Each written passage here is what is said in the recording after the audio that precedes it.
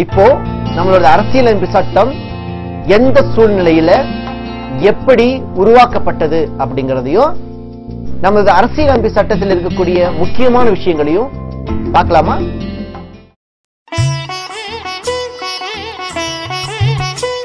India ஆங்கிலேயரின் ஆதிக்கத்தின் கீழ் இருந்த காலகட்டமான 1934 இந்தியாவிற்கு ஓர் அரசியல் நிர்ணய சபை வேண்டும் என்ற கோரிக்கை வளர்ந்து வந்த இந்திய சுதந்திர இயக்கத்தால் எழுப்பப்பட்டு தொடர்ந்து வலியுறுத்தப்பட்டன. அதன்படி 1942 கிரிப்ஸ் தூதுக்குழுவும் இந்தியாவிற்கு ஓர் அரசியல் நிர்ணய சபையை உருவாக்கலாம் என்று பரிந்துரை செய்தது. அதன்பின் 1946 வந்த அமைச்சரவை தூதுக்குழு இந்தியாவிற்கு ஓர் அரசியல் நிர்ணய சபை வேண்டும் என்று பரிந்துரை செய்தது. அதற்கிணங்க 1946 ஜூலை மாதம் இந்திய அரசியல் நிர்ணய சபைக்கான தேர்தல் நடத்தப்பட்டது. அதன்பின் 1946 டிசம்பர் 9 முதல் கூட்டம் சச்சிதானந்த் சின்ஹாவை இடைக்கால தலைவராக கொண்டு ஆரம்பிக்கப்பட்டது. அதன்பின் அதே மாதத்தில், அதாவது 1946 டிசம்பர் மாதம் 11 ராஜேந்திர பிரசாத் அச்சபையின் தலைவராக தேர்ந்தெடுக்கப்பட்டார். அச்சபையில் ஒவ்வொரு மாகாணத்திற்கும் அங்குள்ள மக்கள் தொகையை அடிப்படையாக கொண்டு இடஒதுக்கீடு செய்யப்பட்டது. இந்நாட்டு மக்கள் அன்று 3 பிரிவுகளாக பிரிக்கப்பட்டனர். 1 முஸ்லிம் இன மக்கள், 2 சீக்கிய இன மக்கள், 3 பிற இன மக்கள். இதன்படி இந்திய அரசியல் நிர்ணய சபையில் மொத்தம் 389 உறுப்பினர்கள் இருந்தனர். ஆனால் துரதிர்ஷ்டம், 1947 ஜூலை 16 முஸ்லிம் அமைப்பு தங்கள் பிரதிநிதிகளை சபையிலிருந்து திரும்ப பெற்றுக் கொண்டது. பாகிஸ்தான் என்ற தனி நாட்டிற்கான தனி அரசியல் நிர்ணய சபை மற்றும் அரசியல் அமைப்பு சட்டத்தை உருவாக்கப் போவதென அறிவித்தது.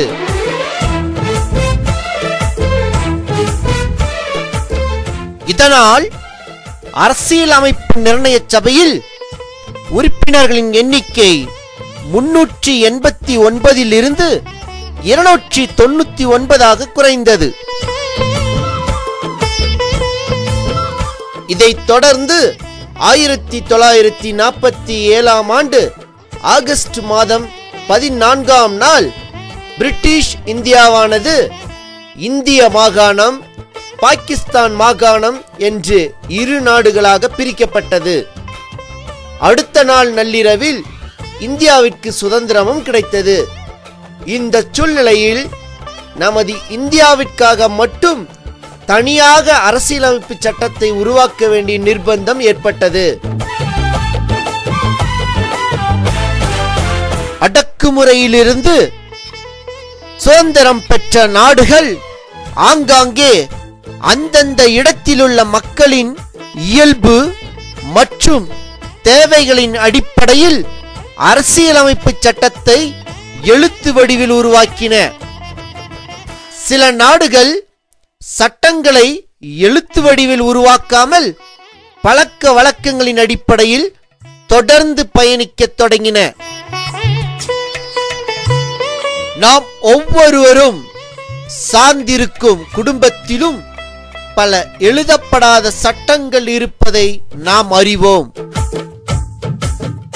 காலை எத்தனை மணிக்கு எழ வேண்டும், யாருக்கு என்ன பொறுப்பு, எங்கு அமர்ந்து சாப்பிட வேண்டும், யார் சம்பாதிக்க வேண்டும், வீட்டிற்கு வேண்டிய அத்தியாவசிய பொருட்களை யார் கடைக்கு சென்று வாங்க வேண்டும், யார் எங்கு படுத்து உறங்க வேண்டும், வீட்டிற்குள் காலணிகள் அணியலாமா கூடாதா போன்ற ஏகப்பட்ட எழுதப்படாத சட்டங்கள் நமது குடும்பத்திலும் உள்ளன.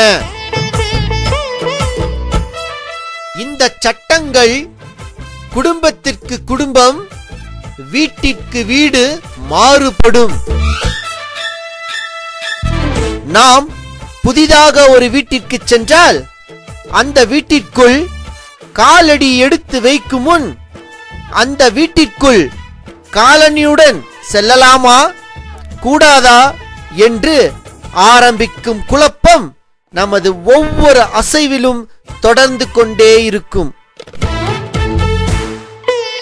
காரணம், நாம் அந்த குடும்பத்திற்கு சம்பந்தமில்லாதவர்கள் என்பதுதான். ஆனால் அந்த எழுதப்படாத சட்டங்கள் அந்த குடும்பத்தை சேர்ந்தவர்களுக்கு அத்துப்படியாக இருக்கும். இப்படி ஒரு குடும்பத்தில் 5 அல்லது 10 நபர்கள் இருந்தால் இப்படி எழுதப்படாத சட்டங்களை புரிந்து கொண்டு வாழ முடியும். ஆனால் இந்தியா என்ற மாபெரும் குடும்பத்தில் பல மொழி பேசும், பல இனம் மற்றும் மதத்தை சேர்ந்த கோடிக்கணக்கான மக்கள் வாழ்கின்ற நிலையில் எழுதப்படாத சட்டங்கள் இருந்தால் இந்திய குடும்பத்தின் சட்டங்களை அறியாத இந்திய மக்கள் வாழும் அசிங்கமான குடும்பமாக இந்திய குடும்பம் விளங்கும் என்பதால் எழுதப்பட்ட அரசியலமைப்பு சட்டத்தை உருவாக்குவதுதான் சரியானது என்று முடிவு செய்யப்பட்டது. இதனால் 1947 ஆண்டு ஆகஸ்ட் மாதம் 29ஆம் நாள் இந்திய அரசியல் நிர்ணய சபை ஒரு தீர்மானம் நிறைவேற்றியது. அத்தீர்மானத்தின்படி இந்திய அரசியலமைப்பு சட்டம் உருவாக்க 13 குழுக்கள் உருவாக்கப்பட்டன. அவற்றுள் மிக முக்கியமானவைகள் 7 ஆகும். ஒன்றிய அதிகார குழு, ஒன்றிய அரசியலமைப்பு குழு. இந்த இரண்டிற்கும் தலைவராக திரு ஜவஹர்லால் நேருவும், அடிப்படை உரிமைகள் மற்றும் சிறுபான்மையினர் குழு, மாகாண அரசியலமைப்பு குழு, இந்த இரண்டிற்கும் தலைவராக திரு வி.பி. பட்டேல் அவர்களும், அரசியலமைப்பு வரைவு குழு, இதன் தலைவராக திரு பீரா அம்பேத்கர் அவர்களை கொண்டு திரு கோபால்சாமி ஐயங்கார், திரு கே.எம். முன்சி, திரு அல்லாடி கிருஷ்ணமூர்த்தி, திரு சையது முகமது சாதுல்லா, திரு மாதவராவ், திரு டி.பி. கைதான் ஆகியோர் செயல்பட்டனர். தேசிய கொடியமைப்பு குழு, இதன் தலைவராக திரு ஜீவட்ராம் கிருபாலினி அவர்களும், வழிப்படுத்தும் குழு, இதன் தலைவராக திரு கே.எம். முன்சி அவர்களும் இருந்தனர். இந்த குழுக்களில் பங்கேற்று செயலாற்றிய ஒவ்வொருவரும் இந்திய அரசியலமைப்பு சட்டம் முழு வடிவம் பெற காரணமாவார்கள். இந்த குழுக்கள் அரசியலமைப்பு நிர்ணய சபையில் தாக்கல் செய்த அறிக்கைகள் ஆழ்ந்த விவாதத்திற்கு பின் 1949ஆம் ஆண்டு நவம்பர் 26ஆம் நாள் முழு வடிவம் பெற்று இந்திய அரசியலமைப்பு சட்டமாக ஏற்றுக்கொள்ளப்பட்டது. நமது இந்திய அரசியலமைப்பு சட்டம் 1950ஆம் ஆண்டு ஜனவரி 26ஆம் நாள் அமலுக்கு வந்தது. 1930 ஜனவரி 26ஆம் நாள் லாகூரில் நடைபெற்ற கூட்டத்தில் இந்தியாவிற்கு சுதந்திரம் பெற்றே தீர வேண்டும் என்று மேற்கொண்ட தீர்மானத்தின் நினைவாக ஒவ்வொரு ஆண்டும் இந்த ஜனவரி 26ஆம் நாள் நாம் குடியரசு தினமாக கொண்டாடி வருகின்றோம். இப்படி உருவாக்கப்பட்ட நமது அரசியலமைப்பு சட்டம் ஏறக்குறைய 10 நாடுகளின் அரசியலமைப்பு சட்டங்களை பரிசீலித்து உன்னதமாக உருவாக்கப்பட்ட உலக நாடுகளிலேயே சிறப்பு வாய்ந்த அரசியலமைப்பு சட்டம் என்ற பெருமையுடன் விளங்குகிறது. அப்படி என்ன சிறப்பு நமது அரசியலமைப்பு சட்டத்தில் இருக்கிறது? இந்த அரசியலமைப்பு சட்டம்தான் பிற எல்லா சட்டங்களுக்கும் ஆணிவேராகும். இந்த அரசியலமைப்பு சட்டத்திற்கு விரோதமான முறையில் உருவாக்கப்படும் எந்த சட்டமும் உத்தரவும் செல்லுபடியாகாமல் போகும். 22 பாகங்களாக பிரிக்கப்பட்டு 395 உறுப்புகள் மற்றும் 8 அட்டவணையுடன் 1950ஆம் ஆண்டு அமலுக்கு வந்த இந்த அரசியலமைப்பு சட்டம் தற்போது அதே 22 பாகங்களில் 448 உறுப்புகள் மற்றும் 12 அட்டவணைகளுடன் இருக்கின்றது.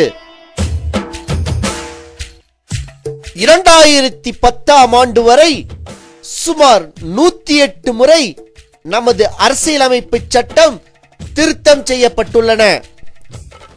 ஆரம்பத்தில் இருந்த பல உறுப்புகள் இப்போது இல்லை. பல புதிய உறுப்புகள் சேர்க்கப்பட்டுள்ளன.